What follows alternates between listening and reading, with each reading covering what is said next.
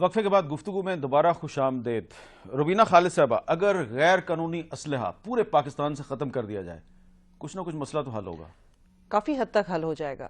لیکن حامد میر صاحب، اس سے پہلے جو آپ نے کلپ دکھائی عمران خان صاحب کی، وہ میرے لیے بہت حیرانگی کا باعث تھی، کیونکہ پچھلے ایک سال سے ایک واویلا ہے ٹویٹر پہ، فیس بک پہ، جہاں جہاں پہ ان کی ویب سائٹس پہ کہ خیبر پختونخوا کی پولیس جو ہے وہ بہترین ہو چکی ہے، اس سے اچھی پولیس پورے پاکستان میں نہیں ہے۔ مجھے خود پنجاب سے، سندھ سے، ادھر کے لوگ پوچھتے ہیں کہ بھئی سنا ہے آپ کے ہاں پولیس کا نظام بہت بہتر ہو گیا ہے، تو مجھے بڑی حیرانگی ہوتی ہے کہ وہ کون سی پولیس۔ لیکن آج جب انہوں نے کہا، نہیں، انہوں نے عمران خان صاحب نے کہا کہ میں پولیٹیکل انٹرفیرنس نہیں کرتا۔ نہیں دیکھیں، ان کا چیف منسٹر یہ کہتا ہے پرویز خٹک صاحب کہ میں ایک کانسٹیبل کو بھی ٹرانسفر نہیں کر سکتا، سب کچھ آئی جی کرتا ہے۔ یہ دیکھیں ساری جو وہ بھی کھل کے آپ کے سامنے سب کچھ آ جائے گا۔ خیر، پولیٹیکل سکورنگ کا ٹائم نہیں ہے، لیکن صرف مجھے آپ کو یہ بتانا تھا کہ میرے لیے ایک بڑی حیرانگی کا باعث تھا۔ آپ کے صوبے کی پولیس جو ہے اس کے پاس موبائل فون ٹریس کرنے اور اس کو ریکارڈ کرنے کا اکوپمنٹ ہونا چاہیے کہ نہیں ہونا چاہیے؟ بالکل ہونا چاہیے، سب لیٹسٹ اکوپمنٹ ہونا چاہیے ان کے پاس۔ اور بیسیکلی میں یہی تو آپ کو کہہ رہی ہوں کہ اس ملک کا جو سب سے بڑا مسئلہ ہے، ہم پچھلے 5 مہینے سے کہہ رہے ہیں، وہ ٹیررزم ہے۔ اس وقت اور مسئلہ کوئی نہیں ہے، سب جو ہیں وہ اس کے مقابلے میں کوئی مسائل نہیں ہے۔ سب سے پہلا جب یہ مسئلہ حل ہو جائے گا پھر باقی سب چیزیں۔ اچھا، ایک اور بھی تجویز ہے حاجی صاحب کہ یہ جو مذہبی اجتماعات ہوتے ہیں، 10 محرم کا جلوس ہے، عید میلاد النبی کا جلوس ہے، اور بہت سے مذہبی اجتماعات ہوتے ہیں، یہ بھی تجویز زیر غور ہے کہ ان اجتماعات پر پابندی لگا دی جائے، یہ پاسبل ہے؟ دیکھیں، یہ پاسبل اس لیے نہیں ہے کہ 2007-08 میں ڈسٹرکٹ ناظم پشاور تھا اور کافی واقعات ہو گئے تھے، ہمارے ڈی آئی جیز وغیرہ اس میں شہید ہو گئے، ناظم شہید ہو گئے، ہم نے کافی کوشش کی، لیکن ہر ایک کہتا ہے دوسرے کے لیے یہ تجویز ٹھیک ہے، اپنی باری آتی ہے کہتے ہیں نہیں میں تو یہ کروں گا۔ تو چاہیے کہ ملک کی موجودہ صورتحال میں اگر یہ پابندی لگائی جائے تو میرا خیال یہ ایک بہتر تجویز ہے، اور ان لوگوں کو مان لینا چاہیے۔ ہم نشتر حال میں بھی کر سکتے ہیں، ہم نے کانفرنس کرنی ہے اپنے بڑے بڑے ہوٹلوں اور گھروں میں بھی کر سکتے ہیں۔ لیکن 10 محرم کا جلوس کس طرح نکالیں گے آپ نشتر حال میں؟ اب 10 محرم کا جلوس تو ایسا نہیں کہ یہ کوئی لازمی نکالنا ہے، لیکن ان کے لیے ایک ضروری ہمارے اور ایک عبادت ہے۔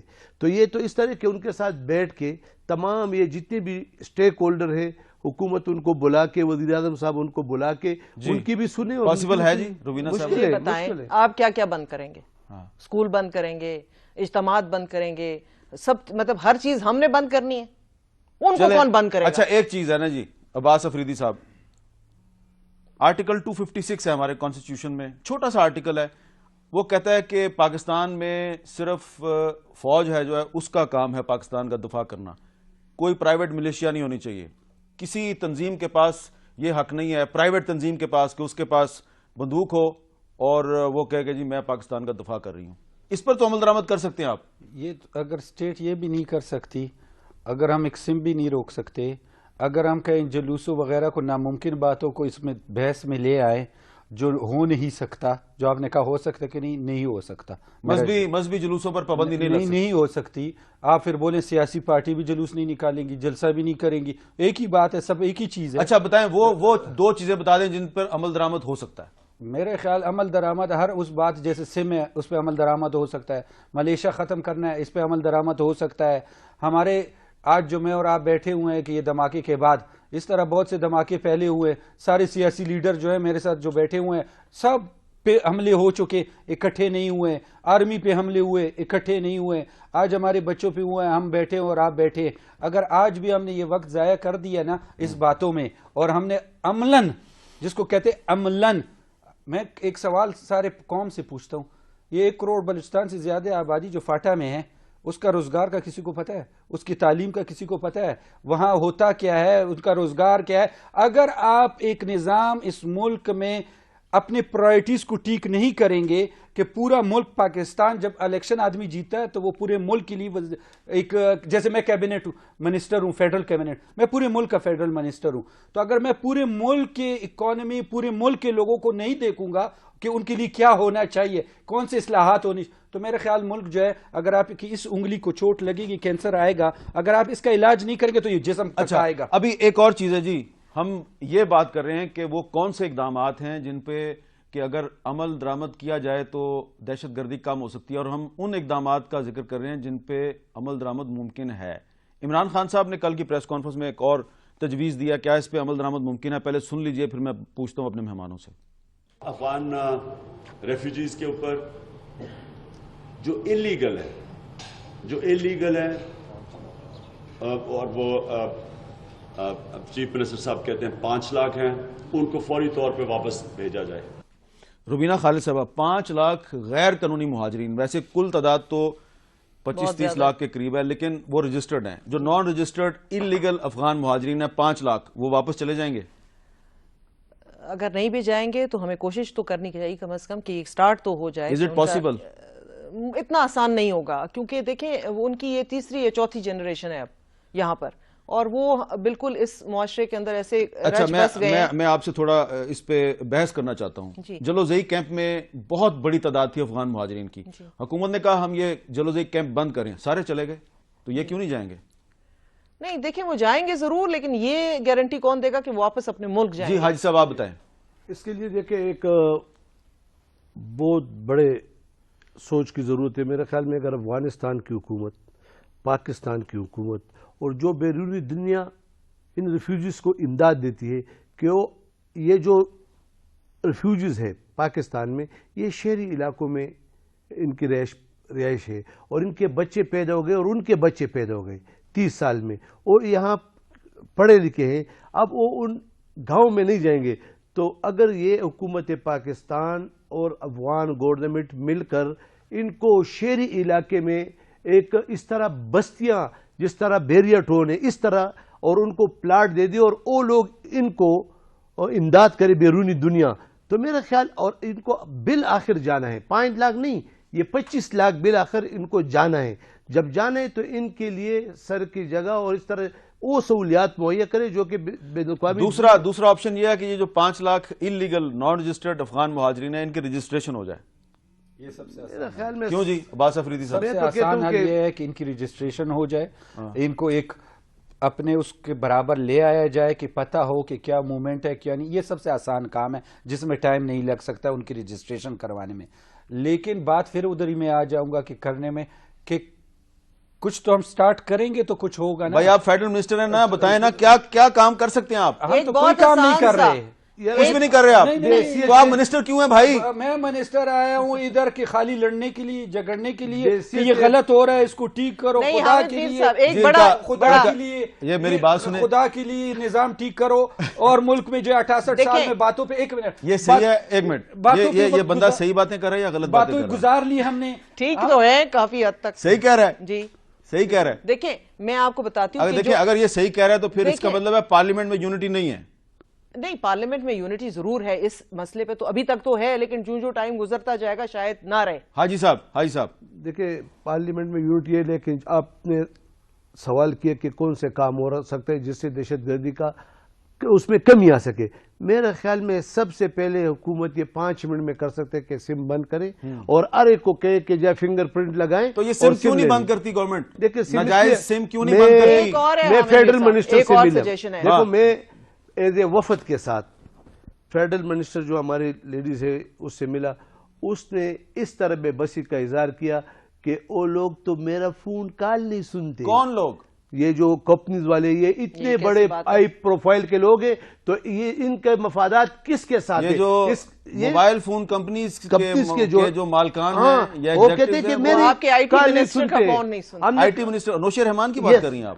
یہ بتا رہے ہیں، میں خود گیا اور ایک بہت بڑے وفد کے ساتھ گیا، اور ہمارے ساتھ سینیٹر اجی عدیل بھی تھے، اور ہم نے کہا کہ یہ پشاور ہائی کورٹ کا فیصلہ ہے، یہ سم بند کرنے ہیں. کہتے ہیں میں بے بس ہوں اس میں. تو اگر وہ بے بس ہے اور بے بس ہے تو پھر حکومت کون چلا رہا ہے؟ اس لیے ہمارا آپ کے پروگرام کی وساطت سے، اور ہم کل اگر آپ انشاءاللہ ہم ان سے مل کے ایک ریزولوشن بھی موو کر لیں گے پارلیمنٹ میں کے اجلاس میں کہ بھئی یہ سم 5 منٹ میں بند ہو سکتے. میرا موبائل بند ہوگا، میں ایز اے غلام علی جا کے فنگر پرنٹ لگاؤں گا اور شناختی کارڈ دے کر یہ ریزولوشن لائیں گے کل آپ سینٹ میں؟ میں انشاءاللہ لے آؤں گا. چلے جی، ہم اور تینوں کچھ دستخط ہو رہا کر لیں ہو، گے. لیکن یہ جو سینیٹرز ہیں یہ کل سینٹ میں یہ ریزولوشن موو کریں گے کہ جو ناجائز سمز ہیں، موبائل فونز کی جو ناجائز سمز ہیں، یہ بند کی جائیں. اس پہ پشاور ہائی کورٹ کا فیصلہ بھی ہے, عدالت کا فیصلہ بھی ہے. یہ بند کرانے کے لیے فیڈرل منسٹر کے پاس گئے, نوشا رحمان صاحبہ کے پاس. انہوں نے کہا کہ میں بہت کمزور ہوں, یہ موبائل فون کمپنیوں والے میرا تو فون نہیں سنتے, اور مجھے لینی ہے ایک بریک, اور بریک کے بعد دوبارہ ملتے ہیں.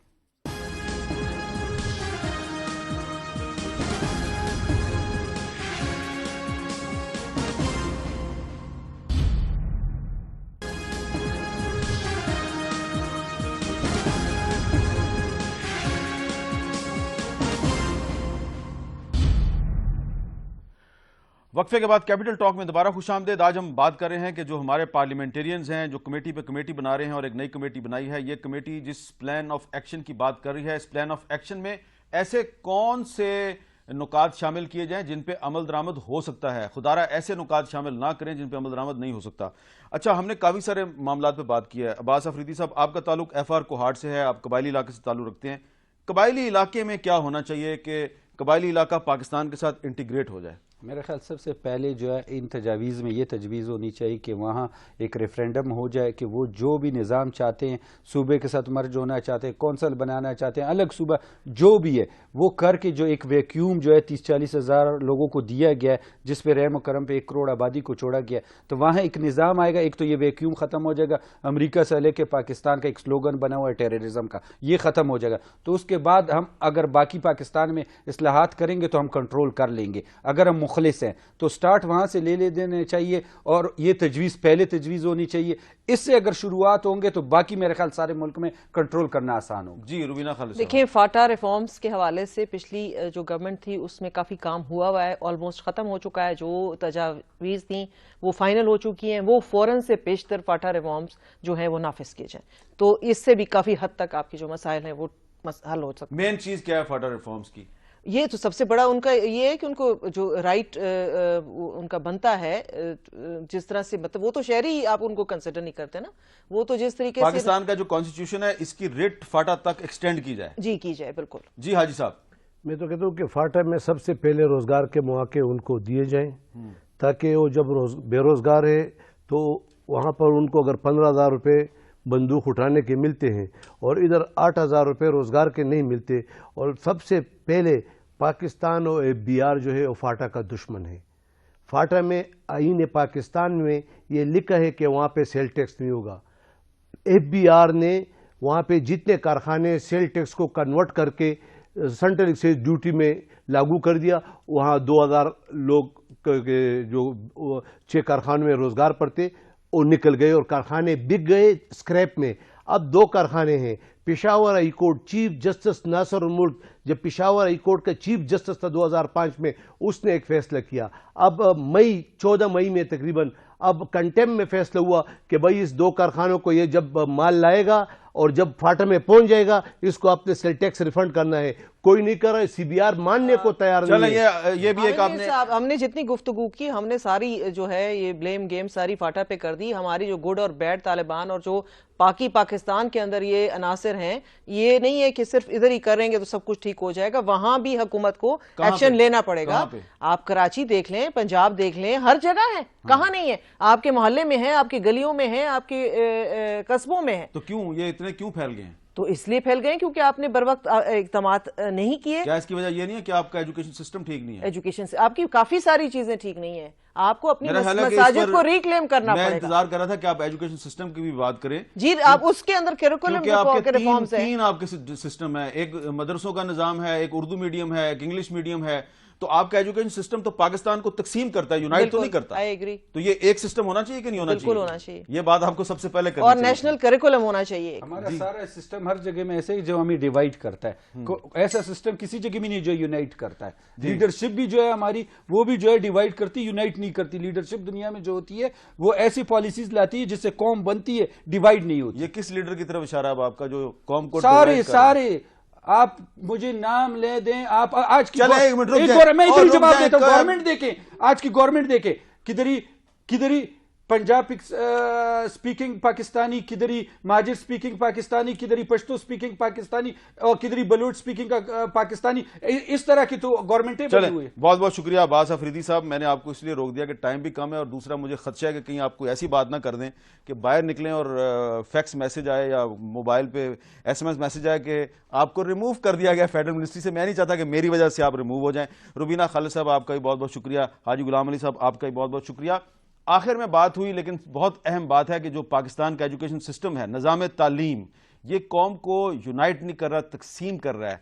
जब तक पाकिस्तान में एजुकेशनल एमरजेंसी नाफिज नहीं होगी, निज़ाम तालीम को ठीक नहीं किया जाएगा और जो करिकुलम है पूरे पाकिस्तान के लिए एक ही करिकुलम नहीं होगा, तब तक आप जितने मर्जी इकदाम कर लें, जितने मर्जी प्लान ऑफ एक्शन बना लें, लेकिन जब तक एजुकेशन सिस्टम को आप ठीक नहीं करेंगे, आपका कोई मसला हल नहीं हो सकता। इजाज़त दीजिए, अल्लाह हाफ़िज़।